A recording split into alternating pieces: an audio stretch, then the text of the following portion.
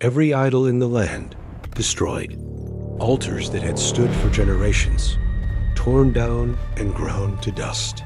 The lost book of the law, found buried in temple rubble and read aloud to an entire nation. A Passover so magnificent that nothing like it had been seen in 400 years. The Bible says no king before or after him ever matched his devotion. He turned to the Lord with all his heart, all his soul, and all his strength. 23 years after his death, Jerusalem burned. The temple was destroyed. His people were dragged into exile. His sons abandoned everything he had built. The reforms were undone. The idols came back. The nation he had given his life to save was erased from the map. He was 8 years old when he took the throne. His grandfather had filled Jerusalem with innocent blood. His father was assassinated after 2 years of following the same path. And somehow, out of that wreckage, this boy became the most faithful king Israel ever produced. His name was Josiah. And his story asks a question that most people would rather not answer. What's the point of doing everything right if everything still falls apart? Manasseh ruled Judah for 55 years, longer than any king before or after him. He had time to do damage that would take generations to undo. He rebuilt the high places his father Hezekiah had torn down. He erected altars to Baal in the streets of Jerusalem and carved an image of Asherah and placed it inside the temple itself, in the house where God had promised to put his name forever. He built altars to the stars in the temple courtyards. He practiced sorcery, consulted mediums, and sought omens from the dead. And in the valley of Ben Hinnom, he burned his own sons alive as offerings to Moloch. The text delivers its verdict without emotion. Manasseh led Judah and the people of Jerusalem astray, so that they did more evil than the nations the Lord had destroyed before the Israelites, more evil than the Canaanites, more corrupt than the peoples God had driven out to make room for Israel. And the blood, the text says he filled Jerusalem with innocent blood from end to end. Prophets who spoke against him were silenced. Faithful remnants were hunted. By the time Manasseh died, the spiritual DNA of Judah had been rewritten. The poison was in the groundwater now. It would take more than one good king to flush it out. Ammon inherited his father's throne and his father's gods. He worshipped the idols Manasseh had made. He abandoned the Lord completely. The text wastes no words on him. 2 verses cover his entire reign. He ruled for 2 years before his own officials conspired against him and killed him in his own palace. The assassination wasn't a coup for righteousness. It was just power eating itself. The conspirators were then killed by the people of the land, who put Ammon's 8-year-old son on the throne instead. That son was Josiah. He inherited a kingdom soaked in blood, a temple filled with idols, and a people who had forgotten what faithfulness looked like. His grandfather had been a monster. His father had been a footnote. The priests had compromised. The prophets had gone silent or underground. The scrolls of the law, the very words of God given through Moses, had been lost, buried somewhere in the temple rubble, unread for so long that no one remembered they existed. This was the inheritance. This was the starting point. An 8-year-old boy surrounded by the wreckage of 2 generations of apostasy, with no map and no memory of what Israel was supposed to be. 8 years old. That's 3rd grade. That's a child who still needs someone to tie his sandals and remind him to eat.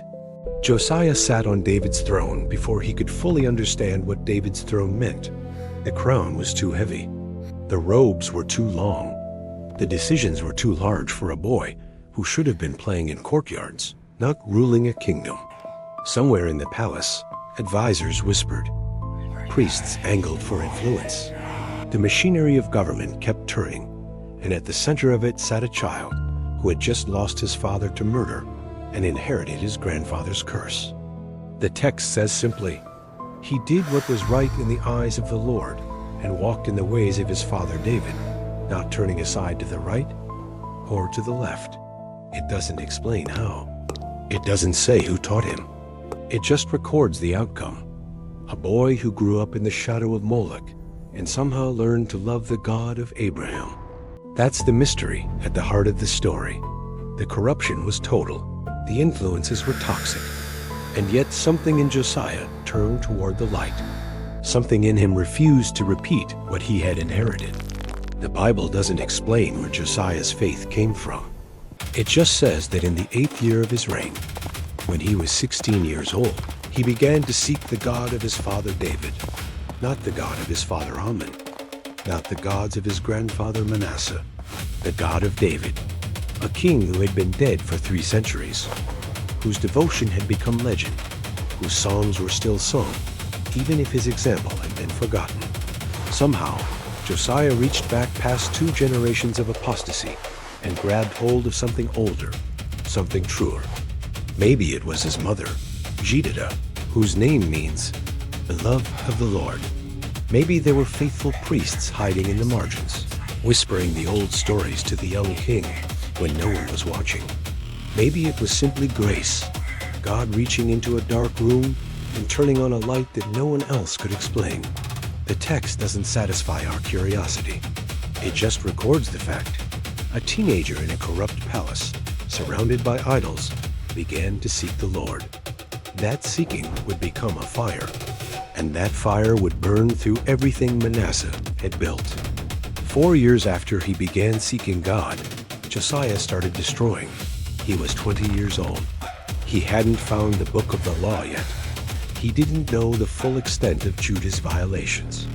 He just knew that the altars were wrong, that the idols were lies, that something had to change. So he began, systematically, relentlessly, without waiting for permission or precedent. The high places came down. The Asherah poles were cut and burned.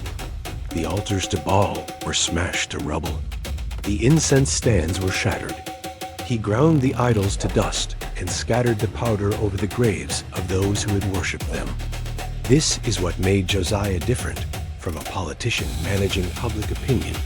He wasn't reforming because he had read a law and calculated the consequences. He was reforming because his heart couldn't tolerate the lies anymore. The zeal came before the knowledge. The obedience came before the full understanding. He was doing what he knew to be right, even though he didn't yet know how right he was or how deep the rot had gone. Josiah didn't stop at Judah's borders. He pushed north into territories that hadn't belonged to his kingdom for over a century. Manasseh, Ephraim, Simeon, as far as Naphtali. These were the ruins of the northern kingdom, the land of Israel that had been conquered and scattered by Assyria generations earlier. The altars there had been standing since Jeroboam, the king who had split the nation and set up golden calves to keep his people from worshiping in Jerusalem. Those altars had been cursed by a prophet 300 years before Josiah was born. The prophet had even named him. Josiah, a son of David, would one day desecrate that altar. Josiah fulfilled the prophecy without knowing it. He tore down Jeroboam's altar, burned the bones of the pagan priests on it, and ground the stones to powder. He was completing a sentence that God had started writing centuries before his birth. The scope of his reform was unprecedented. No king before him had reached so far or destroyed so thoroughly. By the time he was finished, nothing remained standing that competed with the worship of the Lord. The land was clean. The question was whether the hearts were. In the 18th year of his reign, when Josiah was 26, he turned his attention to the temple. The building that Solomon had constructed with gold and cedar and the finest craftsmen in the world had become a ruin. Decades of neglect under Manasseh and Amon had left it crumbling. The walls were cracked. The treasuries were empty. Debris cluttered the courtyards, where priests should have been offering sacrifices. The house of God looked like what it had become, abandoned, forgotten, irrelevant to a nation that had found other things to worship. Josiah ordered repairs. He sent Hilkiah the high priest, along with Shaphan the secretary, to use the money collected from the people to pay carpenters, builders, and masons. The text notes that the workers were so trustworthy that no one had to account for the funds. They worked faithfully, rebuilding what generations had let decay. It was restoration work, necessary, unglamorous, the kind of labor that doesn't make headlines, but makes everything else possible. And somewhere in that process, buried under the rubble of neglect, they found something that would change everything. Hilkiah was overseeing the repairs when he discovered a scroll. Not just any scroll, the book of the law of the Lord given through Moses, probably Deuteronomy, possibly the entire Torah, the foundational document of Israel's identity, the covenant that defined who they were and whose they were, had been lost. Not hidden by enemies, not destroyed by invaders, just forgotten. Buried under debris in the very temple where it should have been read and taught and treasured. Generations have lived and died without hearing its words.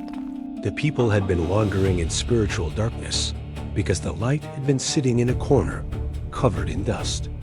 Hilkiah gave the book to Shaphan. Shaphan brought it to the king, and then he read it aloud, perhaps the first time those words had been spoken in the royal court in living memory.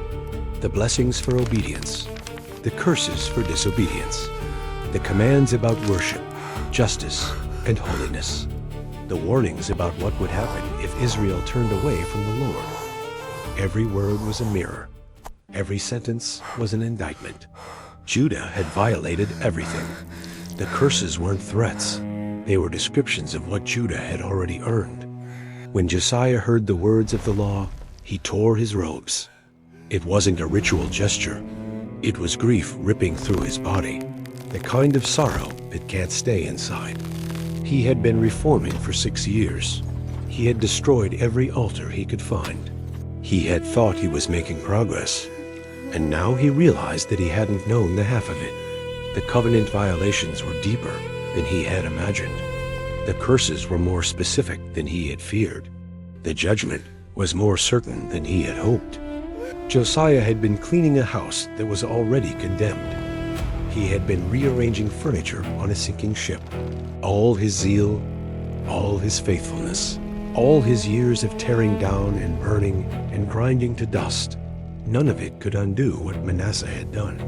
None of it could erase the innocent blood that had soaked into Jerusalem's streets.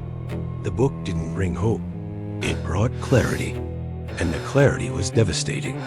Josiah sent a delegation to inquire of the Lord. Hilkiah the priest, Shaphan the secretary, and several other officials, sent not to a male prophet, but to Huldah, a prophetess who lived in Jerusalem. The king's question was simple and desperate. What does God say about this? Is there any hope? Can anything be done to turn aside the wrath that the book describes? Josiah had torn his robes and wept. Now he needed to know if the tears meant anything. The choice of Huldah is striking. Jeremiah was already prophesying. He had begun in the 13th year of Josiah's reign, 5 years before the book was found. Zephaniah was likely active as well, but God directed the inquiry to this woman, whose name means weasel or mole, a creature that lives underground and sees in the dark. She would speak the word that no one wanted to hear. She would deliver both the death sentence and the stay of execution. She would be the voice of God at the moment when Judah's fate was sealed. Huldah didn't soften the message. This is what the Lord says. I am going to bring disaster on this place and its people, all the curses written in the book that has been read in the presence of the king of Judah, because they have forsaken me and burned incense to other gods and aroused my anger by all that their hands have made. My anger will be poured out on this place and will not be quenched. The judgment was certain. The sentence was final. Nothing could stop what was coming. The reforms didn't matter. The destroyed altars didn't matter. The renewed zeal didn't matter. Judah had crossed a line that couldn't be uncrossed. Manasseh's 55 years of abomination had accumulated a debt that no amount of repentance could pay. God's patience had a limit, and Judah had found it. The temple would burn. The city would fall. The people would be dragged into exile. It was no longer a question of if, only when. Josiah had done everything right, and it wasn't enough. But Huldah had a second message, this one for Josiah alone. Because your heart was responsive, and you humbled yourself before God when you heard what he spoke against this place and its people, and because you humbled yourself before me and tore your robes and wept in my presence, I have heard you, declares the Lord. You will be gathered to your ancestors, and you will be buried in peace. Your eyes will not see all the disaster I am going to bring on this place. God saw Josiah's heart. God heard his tears. And in the middle of a death sentence for an entire nation, God carved out a small mercy for one man. Josiah would not live to see Jerusalem burn. He would not watch his people dragged away in chains. He would die in peace, a strange word that would take on a complicated meaning later. But for now, it was grace. Personal grace inside collective judgment. The king was spared the sight of what he couldn't prevent. His faithfulness couldn't save Judah, but it saved him from having to watch. Josiah could have collapsed after Huldah's prophecy. He could have reasoned that if judgment was certain, then further effort was pointless. Why keep reforming a nation that was already condemned? Why keep obeying a God whose wrath was already kindled? But Josiah didn't stop. He gathered all the people, elders, priests, Levites, everyone from the least to the greatest, and brought them to the temple. He stood by his pillar and read the entire book of the covenant aloud, so that every ear could hear what had been lost for generations. Then he renewed the covenant. He pledged publicly to follow the Lord, to keep his commands, statutes, and decrees with all his heart and all his soul. And he made all who were present pledge the same. It wasn't a transaction. Do this and God will relent. The prophecy had already made clear that God would not relent. It was simply faithfulness, obedience for its own sake, worship because God deserved it, not because it would change the outcome. Josiah kept walking the straight path even after he learned where the path ended. In that same year, Josiah celebrated the Passover. He provided 30,000 lambs and goats from his own flocks, and 3,000 cattle from his own herds, all for the people, all at his own expense. The priests and Levites worked tirelessly. The singers and gatekeepers stayed at their posts. The entire nation gathered to remember the night when God had delivered their ancestors from Egypt, when the blood of the Lamb had marked the difference between death and life. The Bible pauses to note the significance. The Passover had not been observed like this in Israel since the days of the prophet Samuel. That was over 400 years. No king, not David, not Solomon, not Hezekiah, had celebrated a Passover like this one. It was the greatest act of national worship in centuries, led by a king who already knew it wouldn't save them. Josiah gave his best offering to a God whose judgment was already sealed. He celebrated deliverance in a nation that was marked for exile. That's what faithfulness looks like when hope runs out. Josiah reigned for 31 years. The text summarizes his entire reign in a single verdict. Neither before nor after Josiah was there a king like him who turned to the Lord as he did, with all his heart, and with all his soul, and with all his strength, in accordance with all the law of Moses. Not David, not Hezekiah, no one. Josiah was the standard, the most faithful king Judah ever produced. He never turned to the right or the left. He never compromised, never softened, never gave up. And then, immediately after this praise, the text adds a devastating clarification. Nevertheless, the Lord did not turn away from the heat of his fierce anger, which burned against Judah because of all that Manasseh had done to arouse his anger. Josiah's faithfulness was real. It was complete. It was unmatched, and it didn't change God's verdict. The king did everything right. The judgment came anyway. That's the paradox the story refuses to resolve. Obedience and outcome don't always align. The most faithful man in the room can still lose everything. The geopolitical map was shifting. Assyria, the empire that had terrorized Israel and Judah for generations, was crumbling. Babylon was rising in the east. And Egypt, sensing opportunity, marched north under Pharaoh Necho to support what remained of Assyria against the Babylonian threat. It wasn't a campaign against Judah. Necho had no quarrel with Josiah. He just needed to pass through. But Josiah rode out to intercept him at Megiddo. Why? The text doesn't say. Maybe he wanted to prevent Egypt from helping Assyria. Maybe he saw a chance to assert Judah's independence. Maybe he simply couldn't let a foreign army march through his land unchallenged. Necho sent messengers with a warning. "What have we to do with each other, King of Judah? I am not coming against you, but against the house with which I am at war. God has commanded me to hurry. Cease opposing God, who is with me, lest he destroy you." A pagan pharaoh claiming to speak for God. Josiah didn't believe him. Josiah disguised himself and went into battle anyway. The plain of Megiddo, the same valley where Deborah and Barak had defeated Sisera, where Gideon had routed the Midianites, where so many of Israel's battles had been fought. Josiah rode into the chaos with his identity hidden, hoping perhaps that anonymity would protect him. It didn't. Egyptian archers drew their bows, arrows flew, and somewhere in the confusion of chariots and shouting, the king of Judah was struck. "Take me away," he gasped to his officers. "I am badly wounded." They lifted him from his war chariot and placed him in his other chariot, the one meant for travel. The ride back to Jerusalem was a race against death. By the time they reached the city, it was over. Josiah, the king who had turned to the Lord with all his heart, soul, and strength, was dead. He was 39 years old. Huldah had promised he would die in peace. The arrows in his chest didn't feel like peace, but he never saw Jerusalem burn. That was the mercy.